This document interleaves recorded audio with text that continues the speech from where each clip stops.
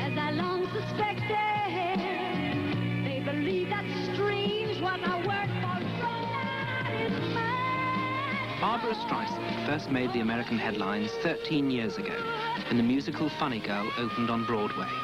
Since then, she's rarely been out of them. They've chronicled both the continuing successes and the diversification of her career, her popular TV sales, her position as the only female in the top 10 box office draws in the world, her concerts attended by more than 100,000 people with all the accompanying hysteria. But she's also been portrayed as a controversial figure. The press found her aloof, almost recluse, and delighted in recounting rows she's said to have had with fellow actors and directors on film sets. In this, her latest film, A Star is Born, the rumours reached a new high. The director, Frank Pearson, even published an attack on her and her hairdresser boyfriend, John Peters, whom she made executive producer of the film. But they can never hold a woman. I said a woman in the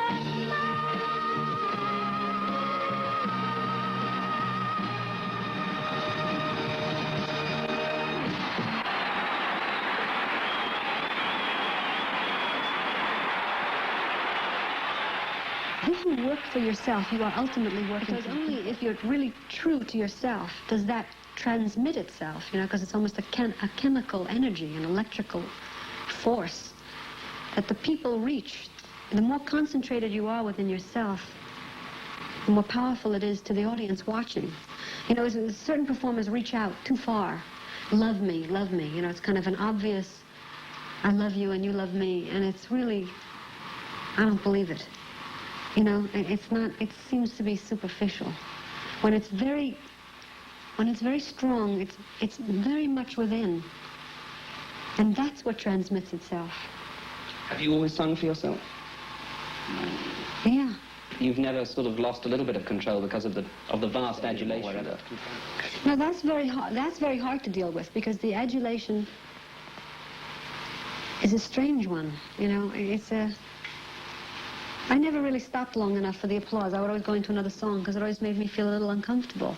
Although I am changing too. I mean, my own development as a person, I guess, is making it seem different for me too. I mean, I understand what it means. I'm feeling such great warmth from the people now. Probably in this country, apart from, say, Beatles or Frank Sinatra, nobody has experienced it like you. Certainly no other woman. I can remember the premiere of Hello, Dolly, terrifying crowds and things like that. Is that a point of terror in a performer when the public takes hold of you in such a vast scale? Yeah, a bit. But as I say, I am changing. I was more frightened of it before, because all I could see was the terror. I couldn't see the love behind the terror. You know, I couldn't see. I was just frightened by it. I mean, it is overwhelming. You know, because you say, well, what do I do that's that great? I mean, I'm only this person. You know, how great do I have to be kept great? You know, it's like, one time I was at the National Theatre watching Olivier doing Othello. And although perhaps some people, and even myself, would quibble about certain interpretation things, I thought he was absolutely brilliant.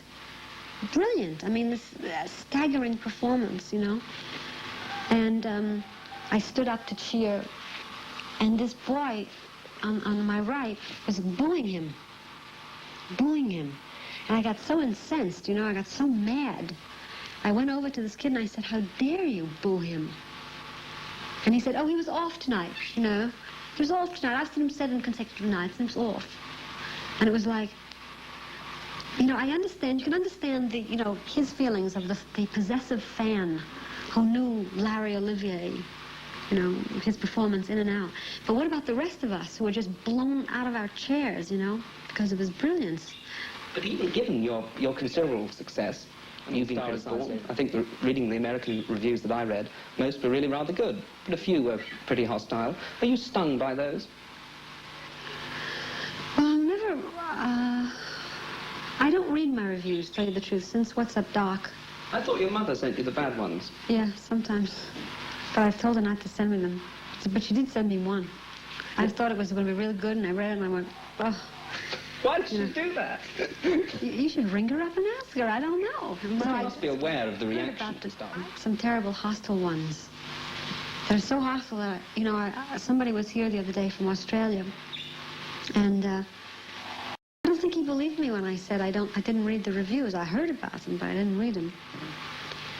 And then he showed me one, and it was devastating. I mean, it was a guy who wrote an article based on some of the hostile criticism, and it was, I read this thing and I started to cry. I mean, I couldn't even control myself. It was like so devastating to me, you know, because my biggest fights when I was editing the film were I always had the tendency to cut away from myself. Well, I can't stand when she says this. It's not me. So she took, you know, because that, in a sense, I probably would be a better actress if I didn't see with the director's eyes. Because I become very objective, and I stage scenes in my head, and then I have to go in and try to do them. Sometimes I wish I had another actress, just, you know, I could remain even more objective. But when the scene is tearful and upset, and perhaps she has to look a little bit ugly, are you prepared to put in what you consider to be an ugly shot of yourself? Oh, sure. Sure, like in the death scene, I mean, I didn't wear any makeup. I wanted to look, you know, like a person who really got up and found that her husband was dead, and she didn't put on any makeup. So I had no makeup, even when I went to sleep. And I wanted to be all red, and I didn't want to be touched up or anything like that. I didn't want my hair to be combed. And I don't do that. In other words, I'm also very lazy, and my vanity is a peculiar one, because I don't, you know, it would look great to wear false eyelashes and all that, but first of all, I can't stand the weight of them. You know, they make me do funny things with my eyes, and I would rather sleep the extra half hour in the morning, you know, than put them on. So that's your vanity, summed up in eyelashes. What about the finality of editing? There it is.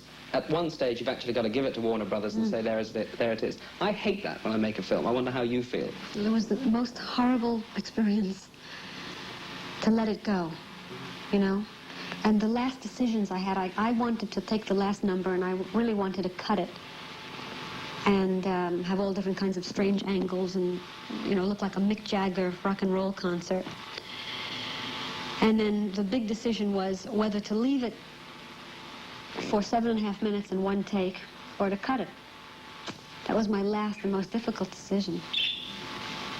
And if I ever show you the film in my house, I would show you the cut version, because I had two versions. I thought, why can't I release in half the theaters the cut version, and in half the theaters the one-take version? And then you'd hear, I thought it would be great, you know, because I couldn't make up my mind. But wouldn't that be great? I mean, if you can go, if a theater, you know, in a city has 2 theaters, let's say, and in one theater it plays one way, and you say, wasn't that, you know, that was interesting, that last number with all those cuts and everything. The other person would say, what cuts? I saw it with one take. What are you talking about? Then they'd have to go see it again. You know, it'd really be fun. Next time I do a movie, I want to do it that way. I remember Evelyn Waugh wrote a novel called A Handful of Dust, which had a sad ending, but the American publisher says we're Americans like happy endings. So the book exists with both endings in it. You're kidding? Yeah. What do you mean? What do you mean? 2 different endings? Yes, in one the little boy dies, he's trampled by a horse, and the other he lives happily ever after. In 2 different versions of the book? In the recently published version, they've got both endings, so you can take your pick. They warn you at the front. Really? It's logical within a movie to do that, that's isn't it? Interesting.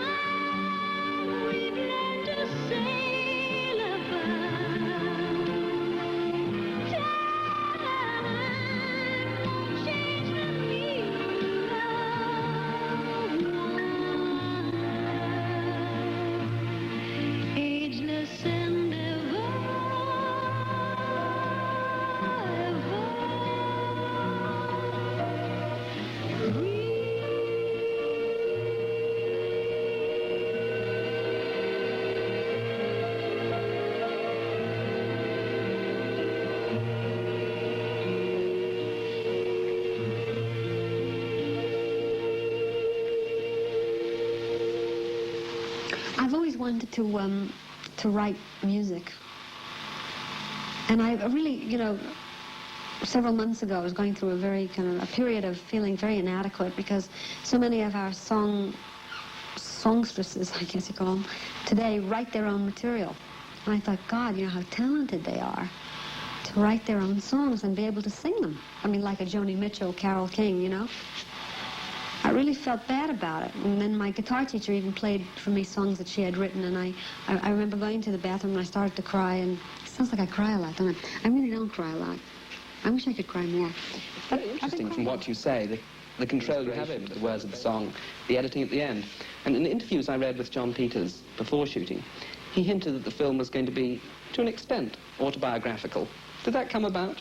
Oh, it's not autobiographical. I mean, in other words, Star is Born is a story that is a classic story. I mean, he's not a rock singer or a performer, and I'm not a newcomer.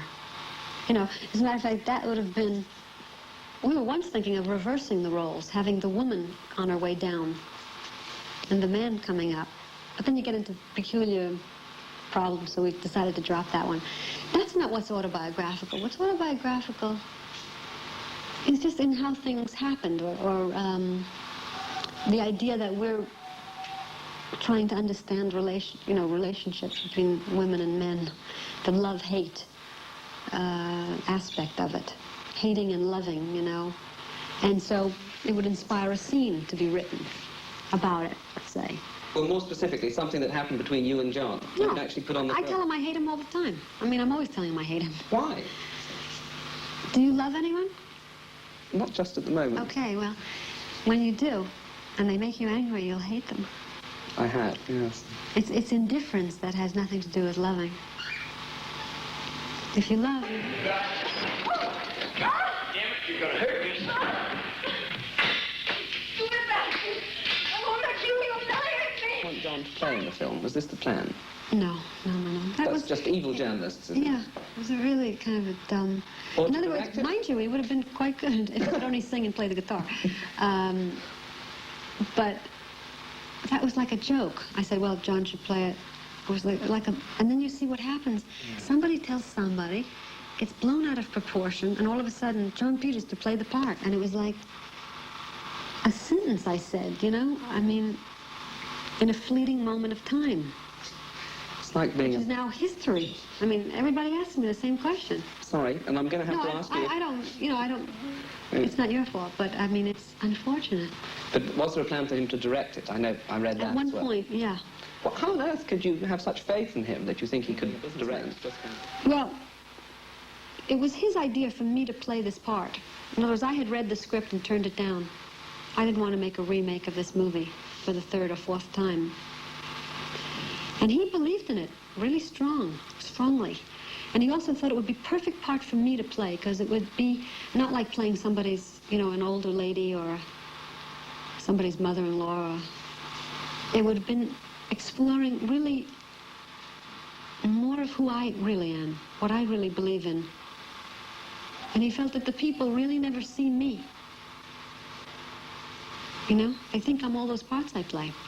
But you did have a director on the set, and a man indeed who wrote a slightly testy article afterwards. Well, a lot of arguments with it? Because he knew in front that this was my film, this was my company. I would never have hired him. He's not Stanley Kubrick. In other words, why would I trust myself to him? Well, he made one flop film. You know what I mean? It's not like I was going to, I'll say, you're Ingmar Bergman, I'm not going to tell you where to put the camera, or Bertolucci, or...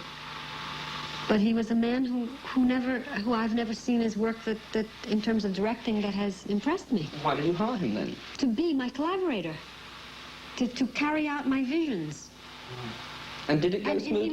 he knew that in front, although he chose to forget it when he wrote that opportunistic, self-serving, cop-out article. Which you did read. Well, no, I tell you, I never... I read it in its very long form. He really originally wrote a 43-page article, which he sent to people to have published. And somebody sent it to me. And when I called him up about it, he said, "You stole it from my office. I only gave it to my friends. I'm not going to sell it." You know, he lied to me again. I've never told any director where to put the camera before. So, you know what I mean? These stories about me are totally blown out of proportion, you know? And unfortunately, I think the reality is much more interesting than the, maybe I'm wrong, you know, the myth of this, this other person might be more interesting. Maybe it's true, yeah, because maybe I'm really dull, you know? I mean, in terms of... I'd say I'm not this person they talk about. Although parts of me might be, because where there's smoke, there's fire. When one reads about you in the newspaper clippings, so much of what you do, for instance, even the Wyler funny girl, why do you think that is? Is it because you're a woman? And if Clint Eastwood says, I want it done this way to his director, that's fine. But if a woman says it... I think that's a great deal... that has a great deal to do with it, yes, because John Wayne, you know, there's millions of fights on all sets. I mean, there are fights where the guy is going to punch out the director and these two actors are fighting and they don't want to come out of the trailer. You never hear about them. You know what I mean? You just don't read about them, you don't hear about them. They happen. The creative process is a tense one. And you know, I mean, we could be in the middle of a great thing and your camera runs out of film. That's it. That doesn't exist. So it's a very technical medium. The tensions are high, the actors are sweating, the lights are hot. And now you have to do this great love scene and you're embarrassed. What are they going to think of me? I don't know if I can even cry. I have to cry, I have to bare my soul, and everybody's watching, and I'm basically a shy person, you know? And then it's a very difficult, demanding process, as you know. There are always tensions. Why? I don't know. Why is it when there is a problem on any movie I do, it's talked about, it's written about, taken out of context, blown out of proportion. The thing with Willie is absurd. Willie came to the opening of Star is Born. He's a friend of mine. We had a great creative relationship. I never told him where to put the camera. I would only, as an actress who has some integrity and opinions, would naturally say, I see the scene, I would like to do it sort of this way, maybe walk over there, what do you think? He would most of the time agree with me. Sometimes he didn't. So I would do it his way, because he was the director. Or, as I learned later on, I would say, look, let's do it two ways. But that's a very dangerous thing, because then you have absolutely no control, and I would understand why certain actors would refuse to do it. Although I wouldn't. I always felt that the actress's job was to fulfill the director's vision, except if she really totally disbelieved it and couldn't do it. Then it would have to be redone, rewritten, rethought out, you know? On the way in here, going through your office, I saw more awards than I've ever seen in my life before. The recent Globes for Star is Born, the Oscar, Golden Records and everything. Having conquered these fields, television, records, concerts, stage shows, films, does it ever occur to you to stop? Oh, sure. I'm very tired. When I say I'm going to do a film, I put my life into it. You know, this has been 2.5 years of my life. I can't even look at the film. I don't want to hear about it, I want to know about it.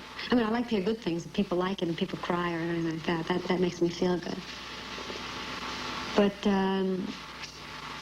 you know, just dubbing, the dubbing process, I think we were 12 weeks on a dubbing stage, you know, just doing the sound and the mono sound and stereo sound and decisions, what's in forefront, what can't you have. I mean, I don't want to hear or see this film for at least 10 years, you know.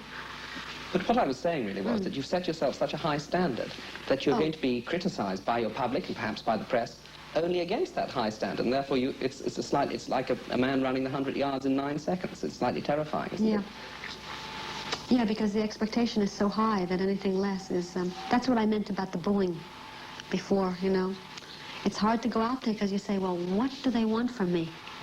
How good do I have to be? I'm only human. I'm fallible. I'm not perfect. It's hard to be an idol. It's hard to be a legend because then you're superhuman. You're expected to be superhuman. Somebody said something to me today which is... Oh, no, it's not related, really. Something Eva Le Gallienne said about actors. It was in reference to the critics, actually, because she said that actors are expected to be like astrophysicists, and yet they're reviewed by plumbers. That's what she said. But do you ever wish you could go down to the supermarket? Perhaps you do. I do go to the supermarket. See, I used to not go to the supermarket. And then I figured, gee, I like to go to the supermarket. I mean, it's really fun going to the supermarket. And so I've decided not to live my life in a shell, you know, so I go to the movies and I go to the public beach, and a lot of times people just say, boy, you really look like Barbra Streisand. And I say, yeah, I've been told that, you know. Because I figure, what's Barbra Streisand doing in the supermarket? But I got to eat, too. You know, I have to take my son to pick out things he likes for his lunch pail, you know. And you really have to go yourself to see what they have nowadays. But, of course, prices are so high that I get absolutely shocked when I go to the supermarket. I can't believe them. Well, they may accept you going to the supermarket to buy things. I'm sure they won't accept you complaining about the prices. No, Did you know Prince Charles was a great fan of yours? Yeah, isn't that neat? How did that come about? Did you meet? Well, I heard that he liked my, I guess, my work or me or whatever. And so when he was in America, he asked to meet me. And he came to the set, to a recording studio at Columbia. Oh, I don't know, Burbank Studios, I think. That's all. We just said a few words. And then I keep reading these things in the paper about him. It mentions my name. And because there's a possibility that his mother isn't, since I think you once asked her a question when she should ask the questions first. Can you remember that incident? It was over gloves. You know, see, John provokes me into a lot of this, too, because, like, I'll ask this question. I asked it at a press conference in England. Why is it? Because I was taken aback by, the female having to wear the glove and not the male, which seems absurd to me, you know? And they really couldn't give me an answer. It was something about the knights in the olden days with chainmail. I couldn't quite get the answer. And so I said to John when she was coming around, I said, gee, I'd love to ask her about that, the glove thing. But I was too afraid, you know, and he said, ask her. You know, so it's his fault if I did something wrong. So I asked her. And then it was in all the papers. You're not supposed to talk to the Queen unless she talks to you. So I'm told. But she did say something to me, like hello, or something like that. I didn't mean to be presumptuous, you know what I mean? I was just really curious, and he did provoke me. Ask her. When one reads about your early life, one thing that's factual and not journalistic are the playbills that used to be on your openings in Broadway, namely that you were, I think, born in Madagascar and educated in Rangoon, and that you love field hockey. Are all these things true? No, I didn't love field hockey. I never said that. Oh, I read one which you loved field hockey. Beg your pardon. Somebody must have made a typo. Can we That deal wasn't with me. the Madagascar Yeah. childhood then? Usually I said oh yeah. Well, I tell you what it was. I felt that these playbills were funny, you know, they were so boring. When I used to read them in the theater, like, attended this university, was in this show. And most of the people would say, I am a member of the Actors Studio. So I thought to myself, first of all, they got to be more interesting than that because it was boring, you know. And two, that I played this sort of New York secretary, and I thought how interesting if the people thought I was born in a foreign country, and then they would think, gee, this girl is actually putting on this accent, instead of thinking it's just me, you see. I thought it'd be interesting for them, you know, as an audience. So that's why I did that. But then, you know, they refused to print it. And I also said I am not a member of the Actors Studio, which then they got into. To some people before we came to do the interview and said, what question would you like to ask Barbra Streisand? And the question... By the way, my name is Streisand. Streisand, I beg your pardon. Streisand. I've anglicised it. And the question that nearly everybody said was, can you ask her if her success has made her happy? Oh, God. Oh, I think to be happy is an art. I mean, to know how to enjoy life is an art. I think to truly enjoy life, you can have no fear of death. I think it's very complicated. Success, my work is one part of my life. One part of it. When I do something well, I feel good about it. My success, I mean, is fabulous, you know? Because when I was a kid, I would never make my bed, even though we lived very poorly, but I could never stand to make my bed. You know, I figured I was just going to go sleep in it again, so why make it? Although I always had clean linen, mind you, I like that. But I remember saying a long time ago that I had to become successful in order to get my bed made. So success is a terrific thing, and it gives me pleasure. But it cannot be responsible for my happiness. So that's it is not true that it is as simple as, is my success responsible for my happiness? What was your question? Does it make me happy? Yes, it was the old cliche. Oh, yeah. It only makes me a little happy for the success part of it, but then there's life to contend with, you know, as a human being, as a mother, as a woman. So If I were to offer you right now a passport to anonymity, would you take it? And give up all the other stuff? Keep a little of the money. Enough, because if I'm going to have the passport, I have to have the money to get around to these places. No.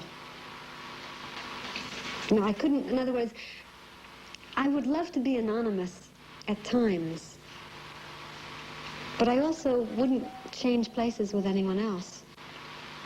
So, the moral of the story is you can't have everything. Morals always come down to cliches, don't they? Yeah, but they're true. That's why they're cliches. Has the complexion of your life been changed by the men that you've known? Is that a very relevant part of your life? Men? Yeah. Sure. But like a chameleon, maybe, do you change your character, perhaps, to fit round them at all? No. I used to. Before I grew up. And I've recently grown up. And I'm not fully grown up yet, but I'm growing up. You know, it is amazing. Now I understand the whole, again, another cliche about life begins at 40. Because it really doesn't, I mean, I'm just, hey! Something set them off. They disagree. They die at 4. That, you know, I'm just beginning to see. I'm just beginning to understand what life is about. Because I lived in a very narrow world for many, many years. Obsessed with work and all that. And now I'm really interested in the human side of life, you know? And I'm probably it'll begin really at 40. That's a good note to end it on. Did you get enough? Yeah. We got more than enough.